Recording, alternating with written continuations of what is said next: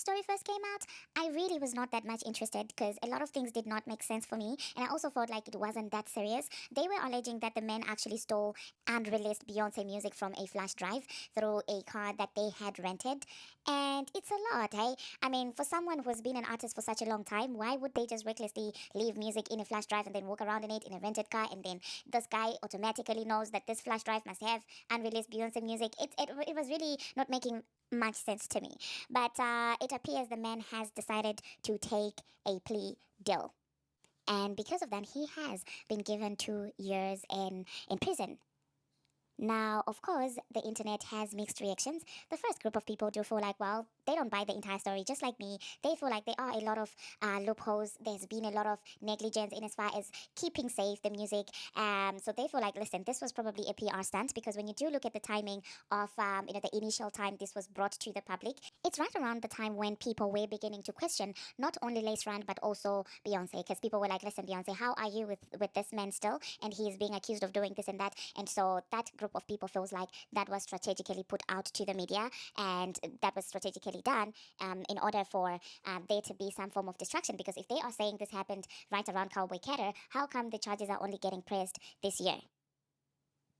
That's the first group of people. Now, another group of people that I also saw, they feel like, well, this is very deserved. The man got what he deserves for stealing, because a lot of effort, money, and resources go into making this music only for you to just go and steal someone's album, so someone's unreleased music.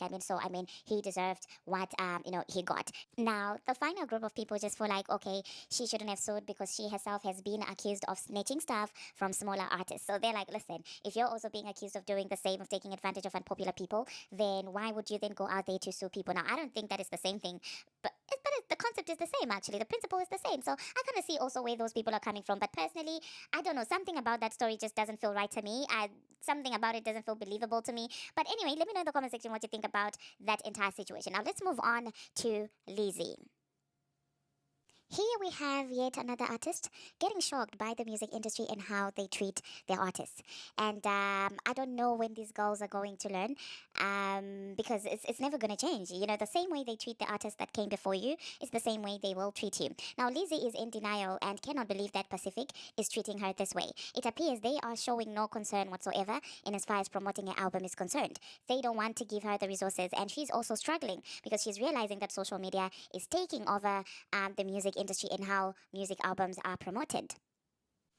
Now, I'm no marketer, okay, but I do know that, well, when it comes to the music industry and how they have been moving recently, they have kind of been skipping a lot of stages in as far as, the life cycle of these artists is concerned. And these girls are not grasping the concept that they are just basically being used to make the money at their peak, and after that, you're getting discarded, okay? No one is above the program. And I think record labels have kind of realized that right now people do not care about authentic talent and building a consistent fan base. So what they do is that they will push you onto the public artificially, and you will get artificial success, and they will milk as much money as they can during that time, and once they're done, they're throwing you away. And unless you are a Beyonce or the OGs and stuff like that, you are no different. You are very, very disposable for these record labels. So Lizzie, really, you should have seen this coming, that they were not going to be concerned about your album as much as they did in the previous years.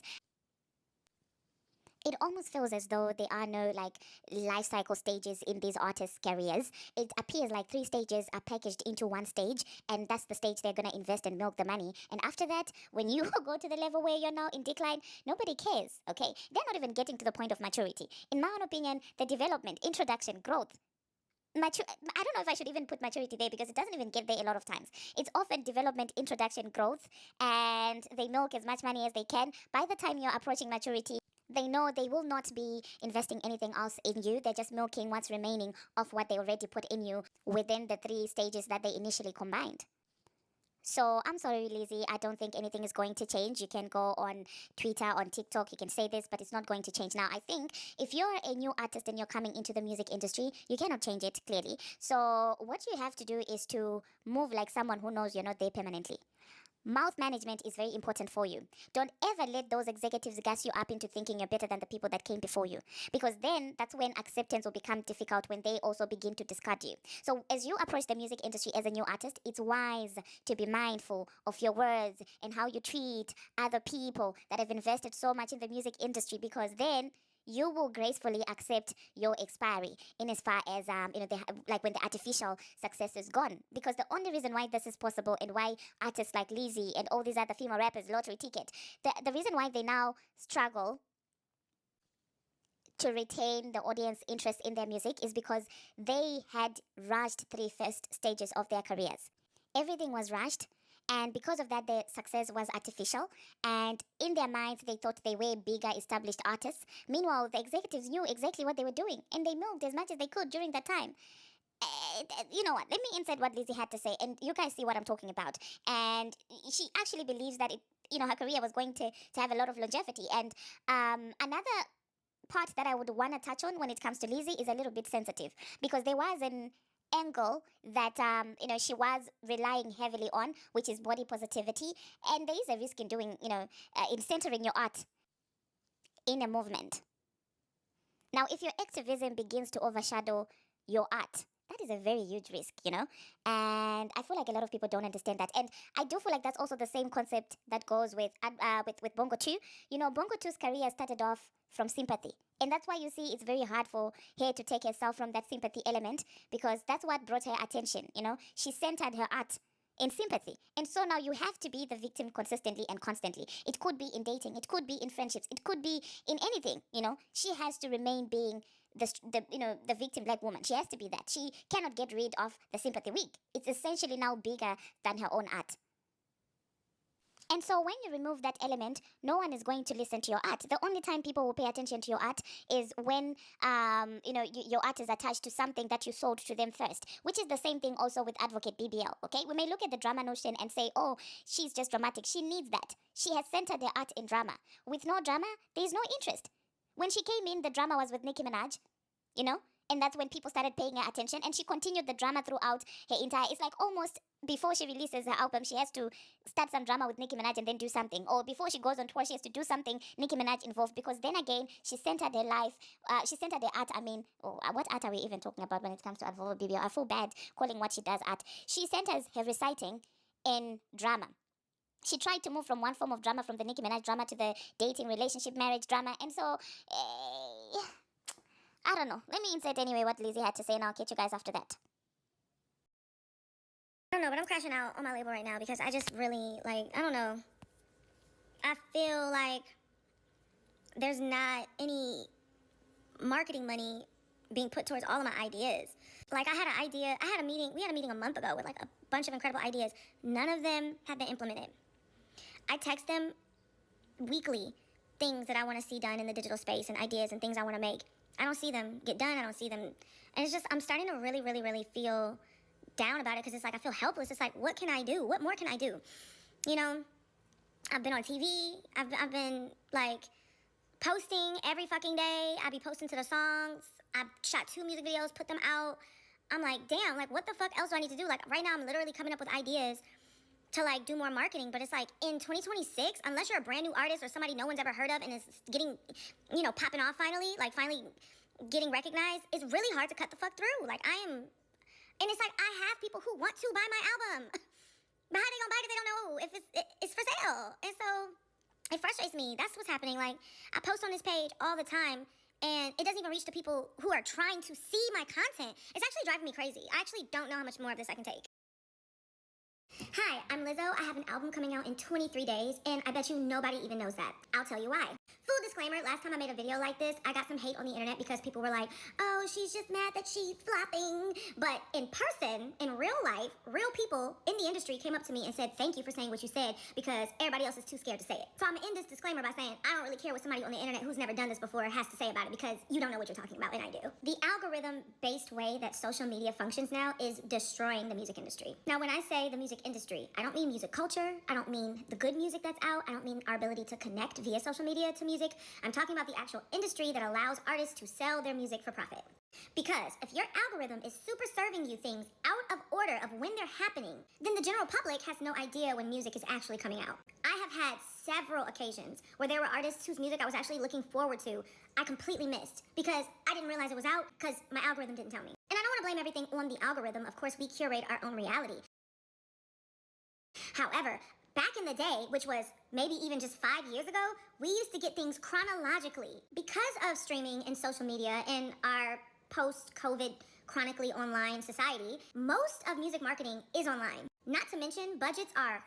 Therefore, music marketing relies heavily on social media. But now, ever since the algorithm has been showing us things out of order, baby, there's actually no way to successfully promote an album where everyone knows your album is coming.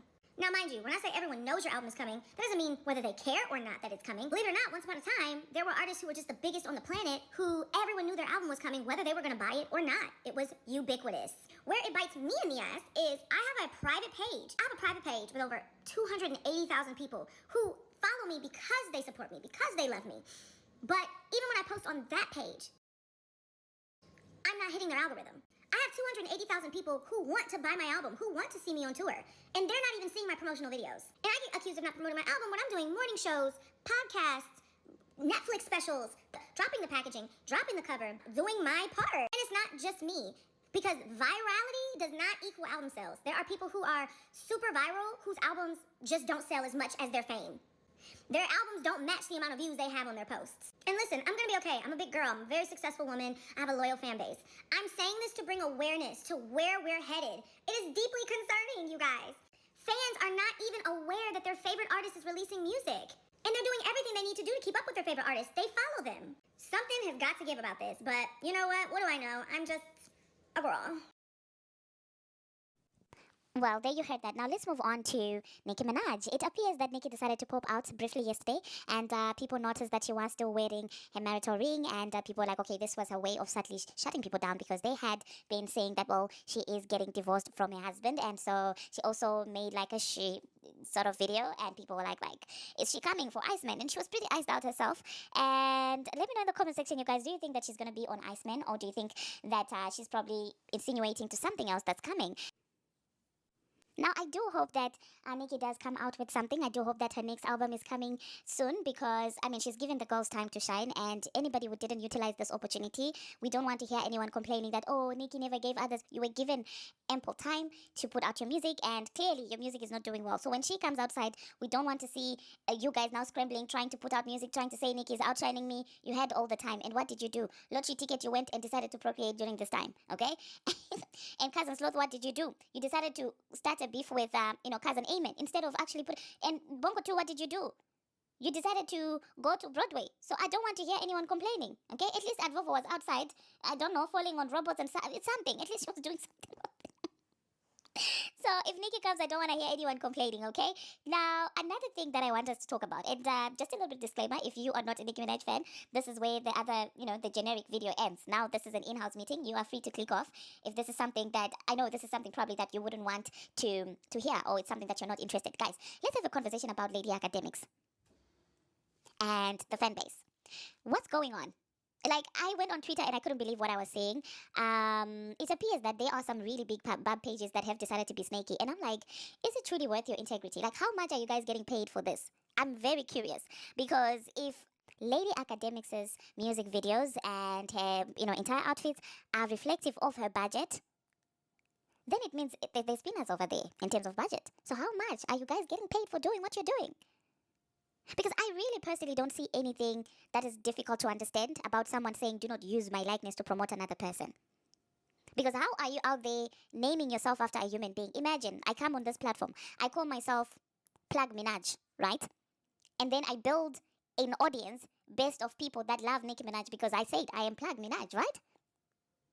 And I have Nicki Minaj as my profile picture. On my banner there is Pink Friday. Everything on this channel is pink, right?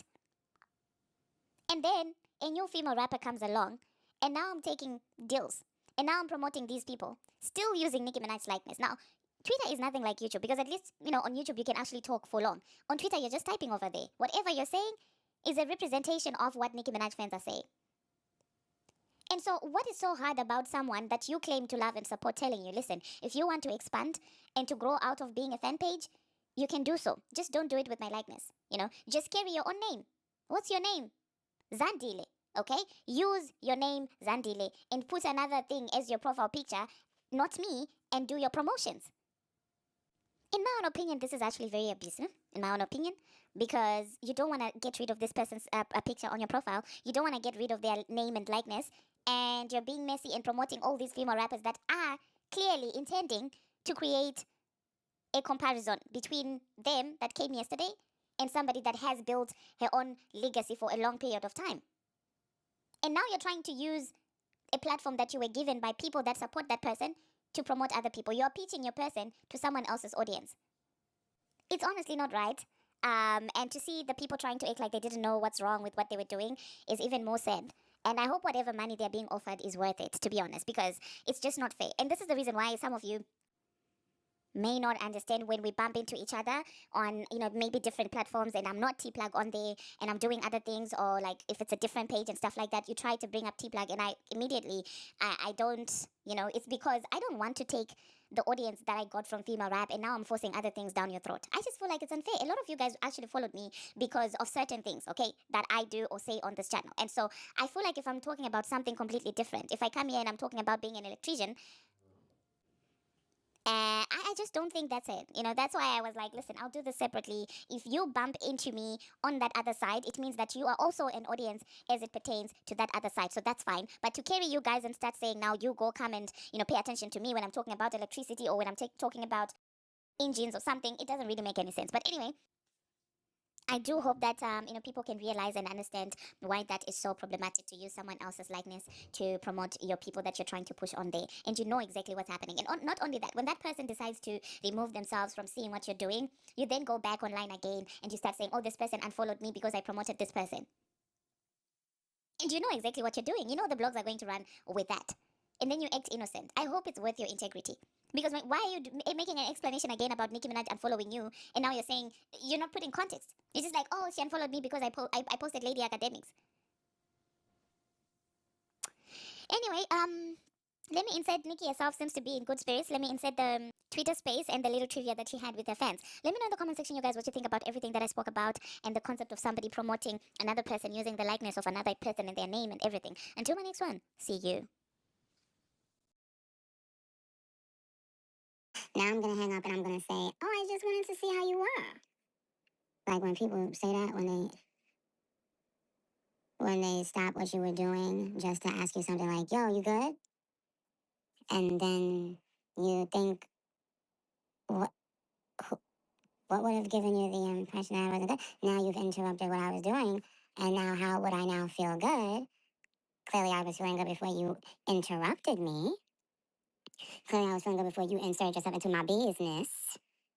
And now you have left, went about your business, and now I'm not good, technically.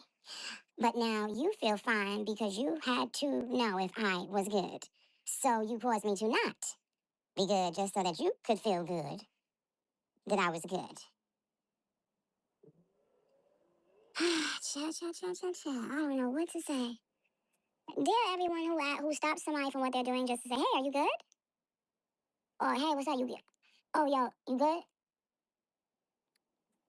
If I was running the country, mandatory slap for that. Like mandatory, the hardest reach back, because now we have to start about people looting energy. Okay? Unless it prefers, so from now on in Gag City,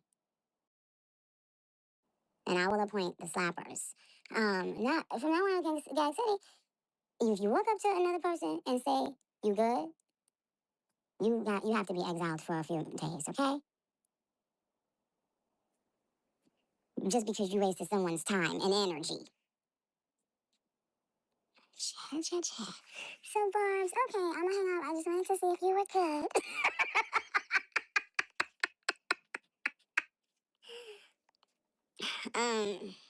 I get a pass for that one, okay? I'm not gonna interrupt you guys again just to ask if y'all are good, because I don't like when people do it to me, so I won't do it to thee. See? Key.